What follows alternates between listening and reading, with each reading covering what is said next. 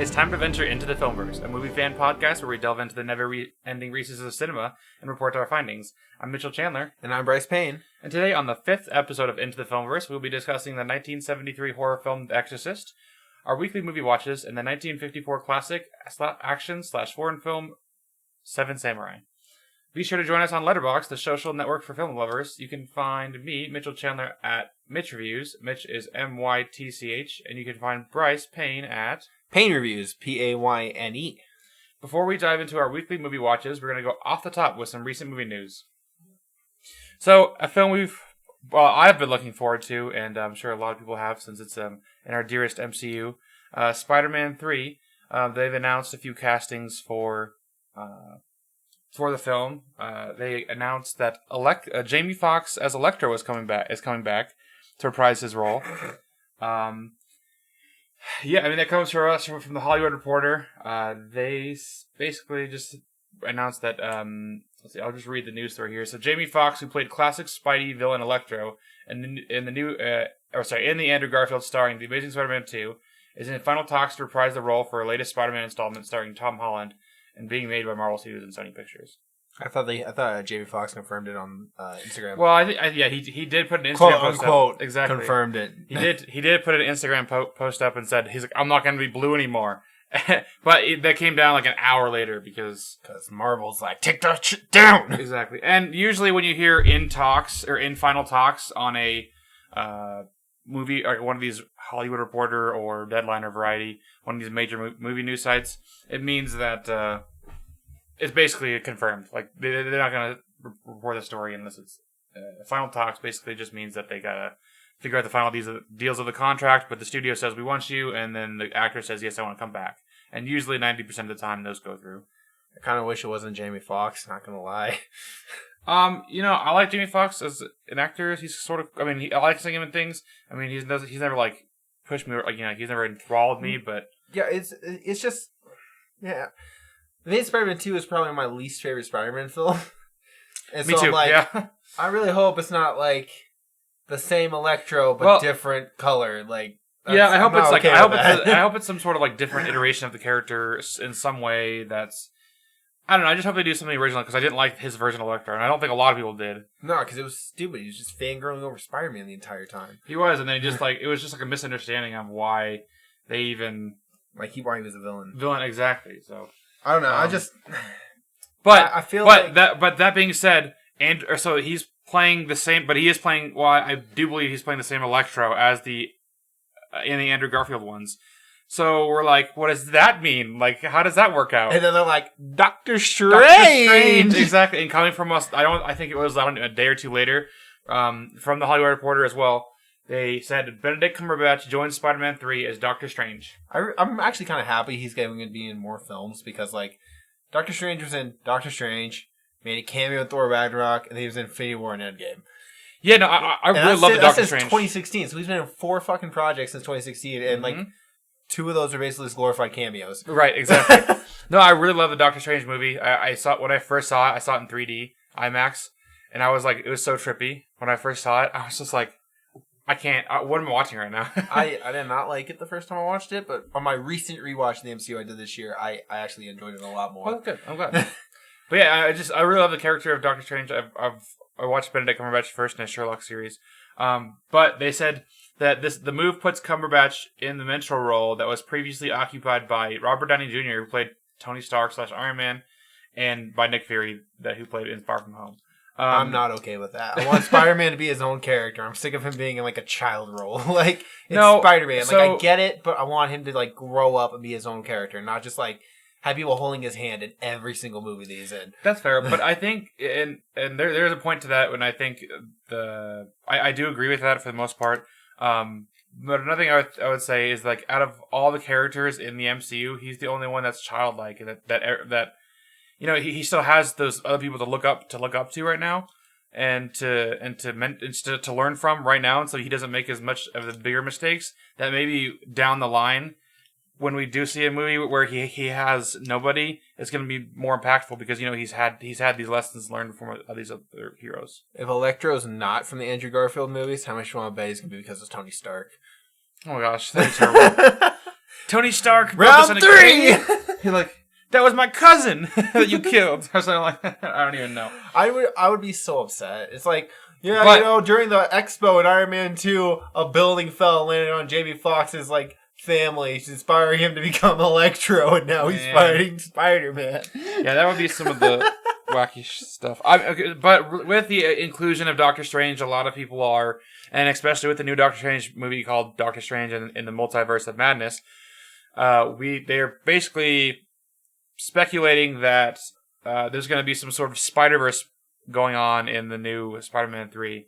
And my thing is about him being like involved. Sure. Is Doctor Strange in the Multiverse of Madness doesn't come out until 2022 now. Right, it doesn't come until after. Spider-Man comes out in 2021. Right. Now, this could mean that this is going to be like an extended like post-credit scene, or well, I mean, God forbid, I don't know if WandaVision actually has something to do with Spider-Man 3, or...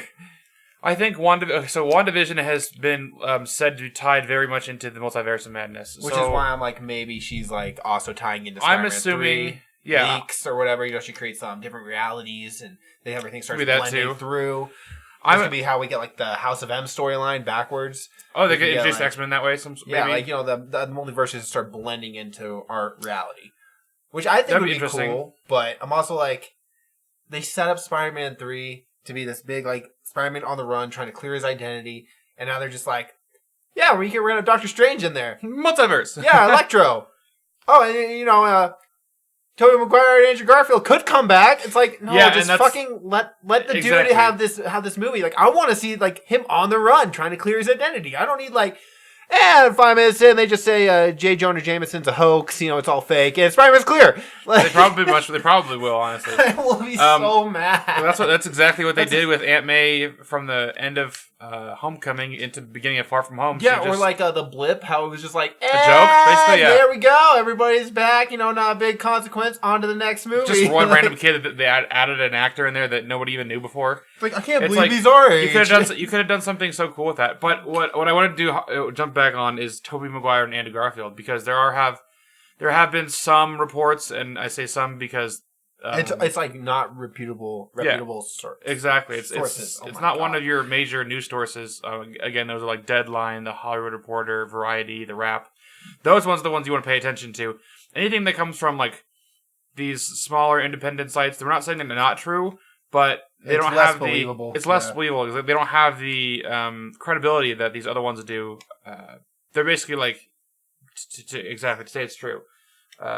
So there have been sites saying that it's been confirmed that Tobey Maguire and Andrew Garfield are coming back.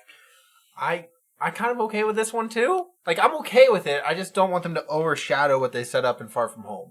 Right, yeah, no, I definitely don't want them to overshadow anything either. I definitely want the Spider-Man to be still the central Spider-Man. I don't want, even as much as I love Tobey Maguire... He's just going to come in, everyone's going to be like, oh! Exactly. And poor Tom Holland's going to be shoved to the side. They're like, get out of the way, we're back to the OG. This is what I really hope happens, because I know Spider-Man 4, for whatever reason, didn't happen. I'm hoping that this sort of sparks a new interest in maybe they can do more Spider-Man films, and they might even do a Spider-Man 4 from that universe. I'd be okay with Amazing Spider-Man 3, too, because I was really interested in the whole, like, Ben and May disappearing plot line. Oh, right, yeah, that was very different. Sinister Six, and then it's like, Tom Holland. Like, bye! So I think it'll definitely really open up a lot of avenues for stuff that didn't happen before, but we've got to wait and see if that actually happens. Yeah, we got a year of speculations and possible postponements to fuck all this up. Exactly. And speaking of postponements, I will move on to our next conglomerate of movie news, which I've dutifully dubbed Delays, Streaming, and Write-Offs. Oh my. So basically a lot of films and movies have been either taken off release date or pushed since last week. So we have Batman was supposed to come out in October of 2021, got pushed to 2022. I'm kind of okay with that because the next year's already packed. I mean, films. Right, it is packed, and the one thing about that is, at least that's something that's not supposed to come out right now. That's far off. It's supposed to come out next month, but not now. Right, exactly. Black Adam was removed from the release schedule completely, I think, and it was supposed to start shooting soon, like this year actually. But I think just because due to everything with the COVID and not being able to shoot in person and not knowing when you're going to be able to shoot and when everybody's schedule is, as far as... I'm pretty sad about this, actually. I was really looking forward to Black Adam being the shit out of Zachary Levi. I think it'd be fun, too. But and then Coming to America 2, was bought by Amazon for $125 million, and it's going straight to streaming. It's supposed to come out in a month or two. I've never seen the first one. So I haven't either. But it's just Eddie Murphy's kind of not right. Eddie Murphy, he's kind of not aged very well. Like as far as like comedy goes, yeah, you don't really hear anything about him past like 2007. You really don't. Yeah, you're it's right. Like Shrek the Third, and then he just Shrek the Third. And then a big one that's happening is Soul, the new Disney Pixar film. Is going directly to Disney Plus in December. To buy all Pixar awards at the Oscars. Right? I mean... Because normally they fucking sweep the Oscars. They're like, any movie that comes out from animation, Pixar, done. Best Picture animation. Exactly. Every single time. Except for last year. What was one last year? I forget. Well, I don't know if... Pretty sure it was Toy Story 4. No, yeah, it was Toy Story 4. Spider-Verse did. Wait, no, that was 2017. Yeah, this one was Toy Story 4 last year. Oh, okay, yeah, you're right. And then they lost to Spider-Verse in 2018. Exactly. Which, well-deserved. Well, exactly. That was Spider-Verse. And I just wanted to mention, so really the only big tentpole film that comes out the rest of this year, we have like 2 more months left in this year. I guess technically 3 if you want to consider. October. Right? October. Is Wonder Woman 84. And as much as I'm sure a lot of other people are excited for it, and I'm not as excited. Right. I mean, I'm looking forward to it, but it's not like you're going... I mean, there's a lot of people who are going to go see this for sure. But that's if it doesn't get pushed again. It's definitely going to get pushed. And it's just not going to be... It's not like they're going to be suitable for theaters to stay open for 2 months with only one big movie coming out. I don't know how they're planning on doing that, like keeping open. But when we went to the new cinema near us, like that place was kind of packed. Yeah, and those weren't. But if you think about it, that one was like they had less seats in the theater, so it might have been more of like it just looked like there's more packed. Yeah, but it's also a restaurant and everything else. Right. I mean, they have more feasibility than normal theater. Exactly. But there is your Debbie Downers for the week. Just a bunch of bad news for the movie theater industry right now. But that being said, you'll still be able to enjoy some stuff at home, and at least you know that a lot of these movies are still planning on coming out. They're just pushed, pushed back, exactly. Which is sad for a lot of them, but like I get it. Like it's understandable with how things are. They don't feasibly make money, but like I just want new movies. I do too. I love new movies, but well, with the more recent movie news dissected and spun into dutiful discussion, let's move on to our movie night watch. Each Monday, we gather a bunch of friends together and watch an Oscar-winning Best Picture film, alternating between the older and newer years. On every third week, however, we let one of our valiant friends share a film with the group, and that's what happened this week. This week, we had the pleasure of watching the 1973 horror flick, The Exorcist. Bryce, what did you think of the tried and true horror film of Exorcist? I've fallen asleep. I was actually like on my couch, falling asleep watching this movie, which, I mean, it's not because it was a bad film. Don't be wrong. There's a lot of good things in this film. The first, like, hour and 20 minutes or something like that was just, like, boring. Nothing happened. There was no scares. There's just a mom screaming at doctors about, like, them not treating her daughter, and then a priest being like, yeah, life sucks right now. Here, I guess I can try to help. Oh, wait, no, I can't. I don't have approval of the church.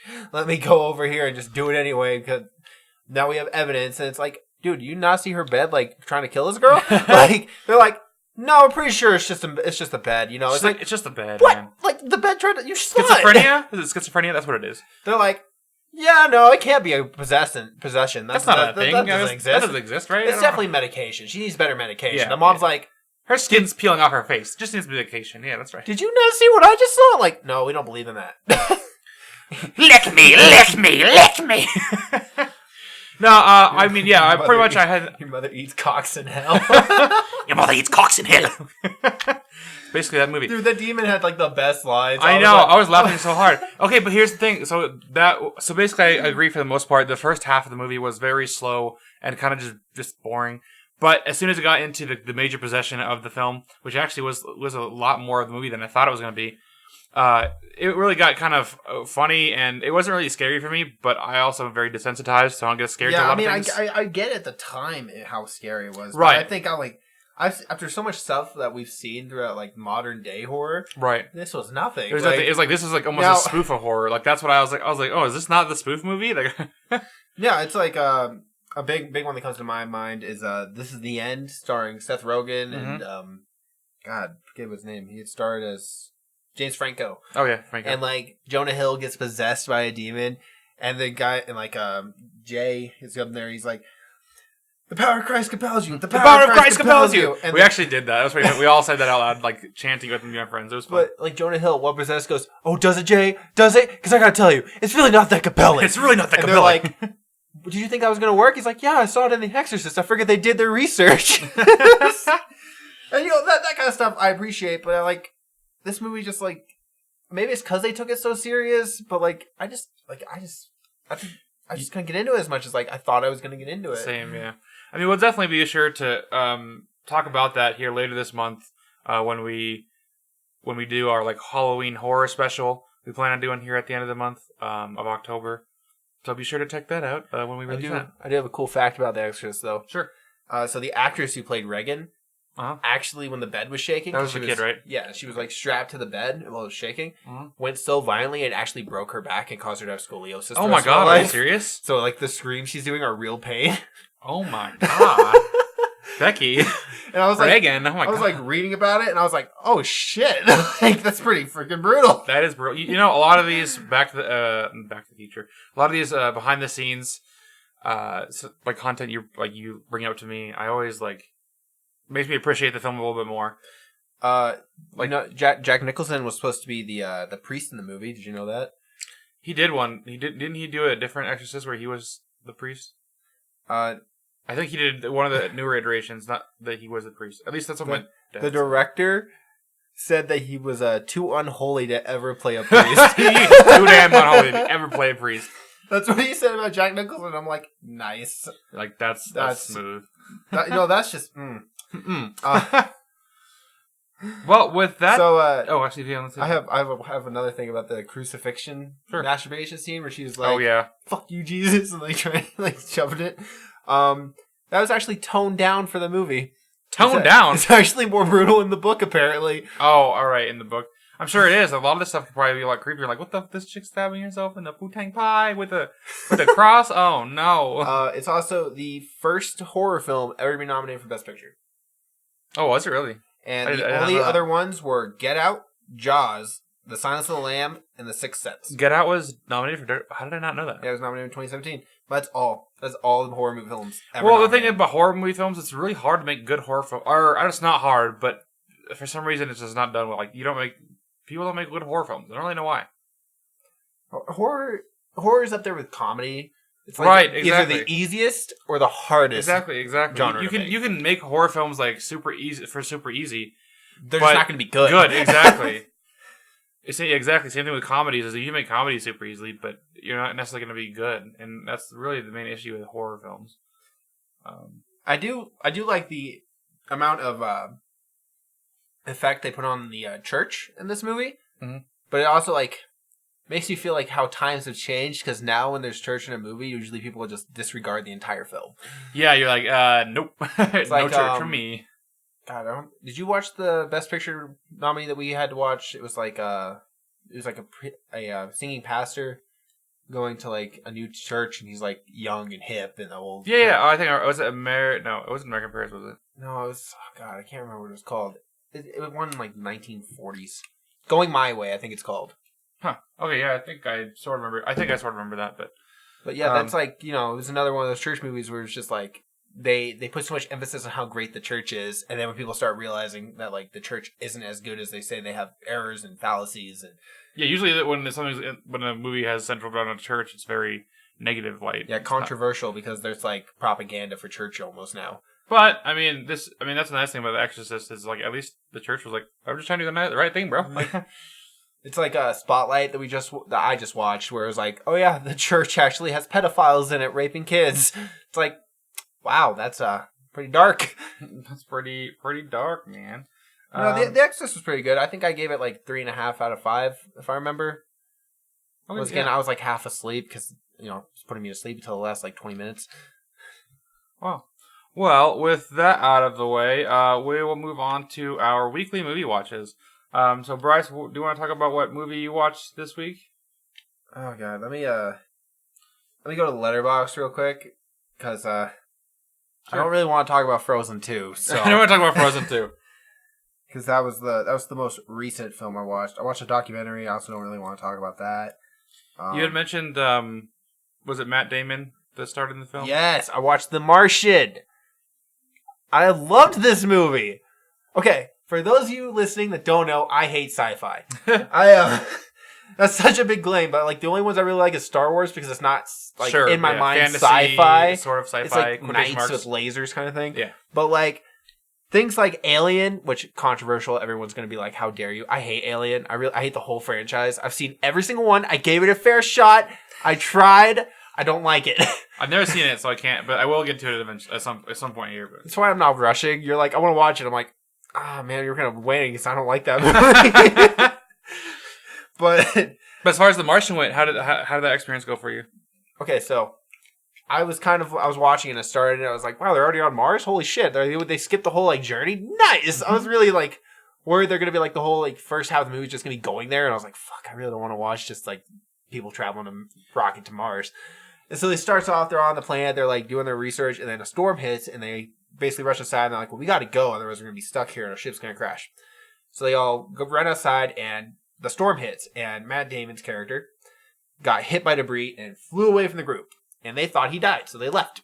Oh, wow. And so he's sitting there with this big rod impaled in him. He's like, gets up and walks back to his base and pulls it out. And he sits there and looks at the camera and he's like, I got to figure out how to survive here for 5 years off 200 days of food. Oh my gosh. And then like, this is the luckiest fucking thing in cinema history. I swear to God. He's a botanist. He's the only guy that gets stranded on Mars is a botanist. Which a botanist is somebody who can grow basically a really skillful farmer. And all I can think about is like, what are the odds? If any of the other people had got trapped here, there wouldn't be a movie. Exactly. Yeah, I remember watching The Martian quite a few years ago. And I'm not a huge fan of Matt Damon, and I'm also not a huge sci-fi fan, just like pure sci-fi. Especially like real space movies, I just don't generally like. For some reason, like this just really connected with me. I really like this movie. Yeah, it wasn't slow like Inception. Inception was really good, but it was really slow. Especially when you just have the one character, pretty much for the most part. Yeah, he's like with other people, but it's really not about them. This one is just about one character though, and about his like fight to survive. And one of my favorite things is when they go back to Earth and they're like, look at the camera and they're like, holy shit, stuff's moving up there. Like, why is it moving? And then they're like, is he alive? He's like, yeah, I'm pretty sure he's alive. They're like, oh, fuck, we can't let this get out because everyone's going to be mad we left a dude up on Mars. Yeah, that's exactly. I mean, and yeah, it was really ended up being a really good film. Yeah, dude, I was blown away. I think right now on my list on Letterboxd. Especially if you don't usually like sci-fi movies. No, and then I was gripped to this entire film. Because I was just like, I really wanted him to survive, and every single time something like went and hit him down, and like gone where he's like, all right, I gotta figure this out again. I'm like, yeah, you do that. You solve this problem. You need to do this. Right. It's just so weird, like how they made one dude like on Mars. And strangely, Matt Damon was really charismatic in this film. Like, I actually enjoyed him in this. Right, exactly. I look at it like Ford vs. Ferrari, which I know you liked, but it's not because of him. It's because of Christian Bale. Mostly, yeah. He's just like, he always feels like he gives kind of flat performances. Like he's just there to be like, yeah, I'm a good actor. I'm here to do a paycheck kind of attitude. In my opinion, that's how I view him. Because I haven't seen him in very much. So I'm like, yeah, it looks like he's really trying to put like an Oscar-worthy performance or something. Right. I think. Exactly. No, that's Leo. Yeah, I don't know what he's done. This has been like nominated for Best Picture really, except for like Ford vs. Ferrari. But in my 2015, because people that don't know, on my Letterboxd, I am going through every single movie nominated for Best Picture, like ever. And I'm going backwards. So right now I'm in 2015, which doesn't seem like a lot, but it's a lot of films. It's a lot of films. It's like 9 a year. 9 a year, exactly. And I'm trying to keep up with where we are in our movie watches. So every week, I'm like, I gotta watch like 9 films this year. So you can decide which one you would have voted for. Like, I was a little behind on 2015 because I like really didn't want to watch a lot of these. That's fair. Because I was like, I don't really want to watch a romance called Brooklyn, or I don't want to watch Bridge of Spies. It's almost 3 hours long, or I don't want, like I was like The Big Short. I really don't want to watch that either. I don't want to watch that, man. But I'm slowly getting there. I'm finally started watching them. I got until 2 Mondays, so we're doing good. Yeah, because next week is the 1953 older film. Yeah, this one's actually really long too. It's almost 3 hours. Sweet. Well. But I think Martian. Actually, I'm checking right now. Yeah, Martian is number 1 on my 2015 Best Picture nominees ranking. Oh wow. Spotlight's actually last place. Yeah, I didn't get a chance to see Spotlight, but it didn't sound too great from what you. Well, so far 2015, I've seen The Martian, The Revenant, Room, and Spotlight. Oh, wow. I really liked Room, which I also watched this week, but I'm not going to get into that because Room is a very good movie. It's a good movie, but it's a really slow movie. Like nothing really happens until almost an hour in. For some reason, I remember watching that just kind of like, just like a fracture of a memory watching that. I don't know why. Like, it was just I checked when they got out of the room, like the titular room. It was an hour in.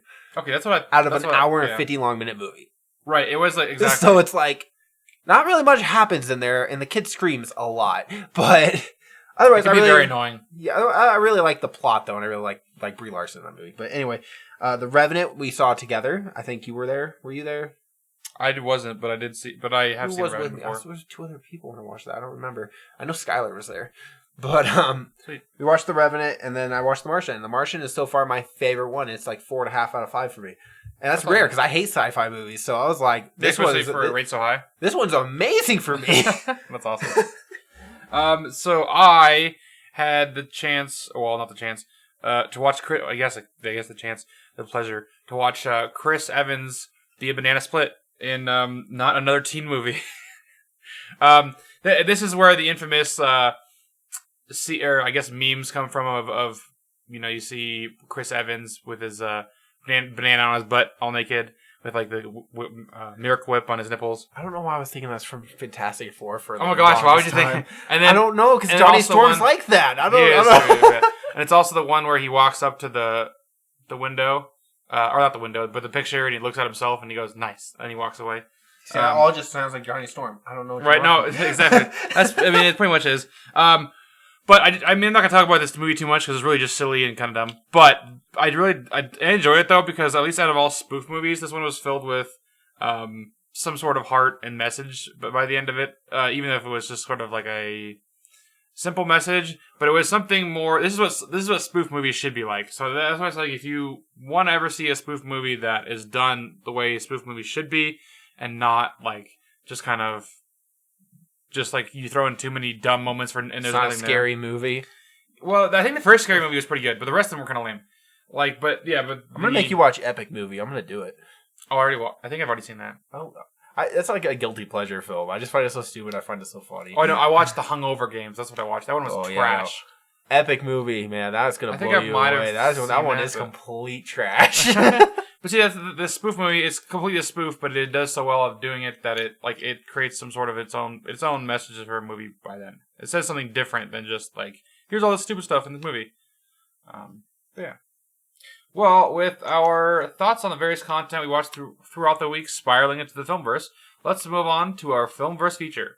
Each week before our podcast, we watch a film that the other person hasn't seen or just wants the other person to see.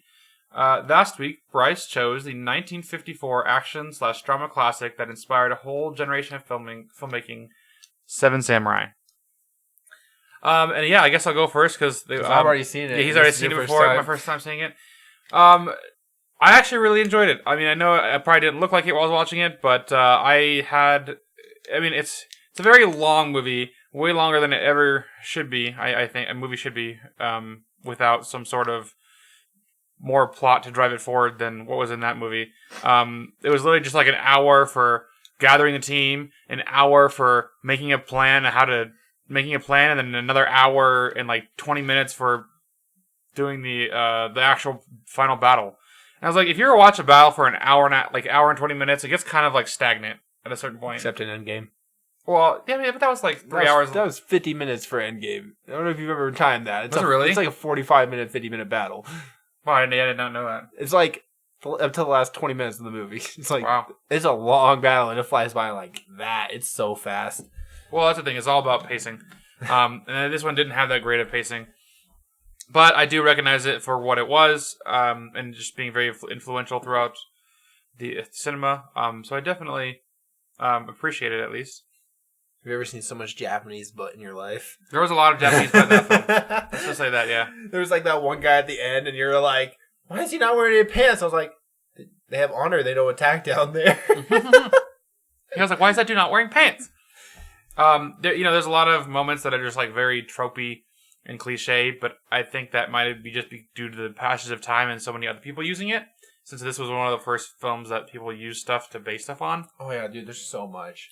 So I just like seeing it now just makes me think that like it's cliche, but it's really not, since it was the beginning of not filmmaking, but just the beginning of that type of filmmaking, I guess. There's actually entire articles in film schools that you have to read about like the and amount of films that this is inspired, like A Bug's Life. Oh wow. Django Unchained. The Matrix Revolutions. Which A Bug's Life is my favorite Pixar movie, by the way. Mad which I think Max I said last time. Fury Road. Star Wars. There's like the episode of The Mandalorian, right? Yeah, but there's also I mean, honestly, anything you have to go out and get somebody to come back and fight for something is probably Seven Samurai. Like they could say, "Oh yeah, this is based off the Seven Samurai." But it also has to do with like Akira Kurosawa's directing in general. He's like the most famous Japanese director in history. I gotta say, for being as old as it still was like pretty entertaining. Like that's what I gotta give it that props, because like it was never like I hate watching this. It was just like this is just really slow, but like it's still sort of entertaining. I can still find some value in every scene. Yeah, and what's even funnier is they have actually remade so many of Akira Kurosawa's films, and they just haven't like been recognized nearly as much as his original. Wow! Like they have made like Samurai 7, which is an animated series, which is based on the Seven Samurai. So I forgot to mention Hikaru, this, which is a remake. But so Seven Samurai. The synopsis for it is: a samurai answers a village's request for protection after he falls on hard times. The town needs protection from bandits, so the samurai gathers 6 others to help him teach the people how to defend themselves, and the villagers provide the soldiers with food. A giant battle occurs when 40 bandits attack the village. So, basically just 3.5 hours of that. There's nothing else besides that. But I mean, at least like all the characters have their own personality, which is nice. That I did mention that, yeah, in my review of it. The characters, each character has their own personality and individuality, and there's more going on. I guess there is a little bit more going on than just that. There's some like love romance stuff. Yeah, romance, right? That was very much romance. Be a samurai. That was kind of whack. But there's something there are elements here and there of each character and them kind of progressing through their own journey. You have like the wise sensei, the like loyal second in command. Mm-hmm. The lone wolf kind of samurai who was just like manages to do everything by himself till he gets shot by a musket. Exactly. Yeah, there's quite a bit in there, but I definitely recommend seeing it at least once, if not to just.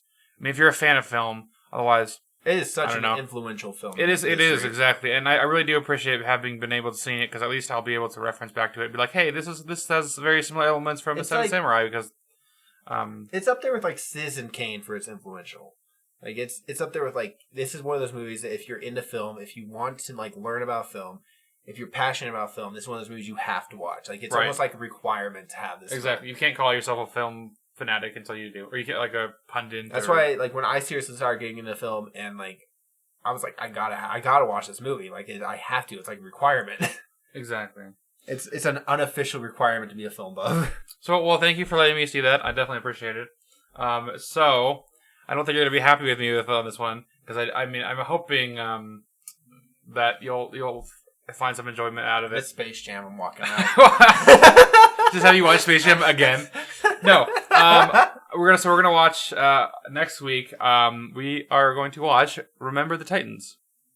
This is my favorite. I guess it's a Disney film. Basically about a football team back when segregation and it was a huge issue, and it's when this high school has to integrate white and black people and basically become a great team, not a great team, but just become a great community based on this one football team, and that's what it kind of revolves around. This is that movie where the one dude's in like the hospital, and the guy goes into visits, and they're like, "You can't be in here." He's like, "Well, can't you see we're like brothers or something like that?" Exactly. Okay, I know that scene. Exactly. And I know you don't like sports movies, but I'm actually okay with this one because my family used to watch it when I was a kid. I never really watched it because I was a kid and I wasn't really like into it. But my dad and my grandpa were really big fans of this movie. Yeah, I definitely. This movie is like, I just get chills thinking about it every time. I mean, for some reason I always confuse this movie with The Blind Side. Oh yeah, see, I watched The Blind Side too. It's not as good, not nearly as good. It's not even on the same level for me, anyways. But this to me will go down. I probably should put one of this as one of my favorite movies because it definitely is. It's so hard to pick favorite movies. It really is though. But this one, for me, it's one of those things like it just hits something else special inside of me, and that's all it really is. Like Spider-Man, how I could just sit down whenever I'm sad. I could just sit down and watch that movie, and I could just feel better about my life. Actually, I can't do that with any film. I don't think there's a movie and like I've watched where I'm like, yeah, if I watch this, I can watch this anytime. I'm like, I can watch something new though. Fair. Sweet. Well, thank you for joining us. As we, wait, there was something else I wanted to mention. Possessor. Oh yeah, I guess we can talk about that real quick. So we watched this film called Possessor over the weekend. Apparently, there's two different versions. Really? So there's like the theatrical version, which apparently is like toned down and not as like gruesome, and then there's the unrated, which we watched. So basically, or uncut, quote, right? Unquote, whatever. So basically, it's about this woman who's able to take over people's minds and basically use their actions. And I guess she works for this woman who does contracts. And she's like she works for the government, right? I wasn't doing like assassinations, right? Exactly, assassinations basically. But this woman like doesn't want to do the assassinations anymore. But like the lady's like, you're gonna do them. And the film I did not like it at all. I know Bryce really enjoyed it. But the whole thing for me was, it just felt too slow. Not slow as far. It's just too slow in the fact that there was nothing much going on above surface level. I had to watch videos to explain this movie to me because I really enjoyed watching it. Mm-hmm. But I'll be honest, I didn't really understand why I enjoyed watching it because I was like, this is so good. And then I was like, you and Skylar were both just like, eh. And I was like, eh, but I love it. Yeah, no, I mean, I'm not really sure why, honestly. Most films I can see why somebody else would like that, but to me that was just, I don't know. I just sat there and I was like, what is this film? Like, it was just a lot of like trippy, not trippy, but just kind of like concussive images like splashed across the screen, and I'm just like, I think this is supposed to make me feel like scared, but I don't know. I took it as like you're supposed to be scared of the loss of free will, kind of thing. Right. Well, no, I understand that, but I guess as far as like, I guess my main thing is I didn't care about the characters. Yeah, I'll be honest, it's not a character-driven film. Right, but I feel like if for that to work, for me to be scared about like losing my own will, I have to be like the fact that I have to care about the characters that are losing their wills. And so that's why I just like I cared about the main character. Like I liked her and what her journey was going on, even though she was barely in the film. Right, even though she was barely in the film half the time. But I just didn't like the guy. Like I didn't care about him. He was a douche. But I really liked seeing them struggle for control of the body. Like he was like, "Where are you?" Like he didn't know what was happening, and she was all. See that last like 5 minutes was there was like a certain like last 5 minutes that was really cool, but it wasn't even like. But see, my issue is that the whole resolution just came to after too much other baggage that I wasn't into it when it got to that last part. And so when the big climactic, thing happens, I don't want to spoil what happens. It just fell flat to me because I'm like, I don't care. I really don't care about any of these people right now. I don't know. I didn't care about anybody. I just enjoyed the movie. It was a movie that I felt. I guess I didn't understand. I was just like, that's fair. I mean, okay. I enjoyed what it was trying to do. I enjoyed the like. Plus, it was by one of your favorite. You're a son of your favorite director, right? Or one of my favorite directors. Yeah, it's like it's directed by Brandon Cronenberg, and if you recognize Cronenberg, it's because he's the son of David Cronenberg, who directed movies like The Fly and Dead Ringers and a couple other body horror films. He's really popular in body horror genre. And it's really not. None of his films were really. I don't want to say character driven, but like the ones I've seen aren't really character driven. They're more like unnerving. Like what you're watching is just unnerving. Like Dead Ringers is about twin gynecologists who like sleep with the same women, and like one of them gets addicted to drugs, and it's more of just like what's happening more than like the story. That makes sense. I mean, you gotta just kind of like let yourself fall into it. Yeah, like it's all about feeling the horror, I guess. It's not about trying to understand what makes it scary. It's just unnerving to watch. Yeah, and that's definitely something I'll have to touch on more when we do our horror episode, as I mentioned before, because I definitely want to get into like horror discussions with you, because I know you're a big horror fan. More of a slasher fan, but I'll watch anything. Fan, yeah, exactly. And as far as horror flicks go, I've only been a fan of the recent stuff, but we'll definitely get into that here a little bit later. Into some Art Deco horrors that I've seen. Exactly. Well, thank you guys for joining us as we talked movie news, shared our thoughts on The Exorcist, Seven Samurai, and delved into our weekly movie watches. Be sure to follow us and turn on notifications to get updates every time we post.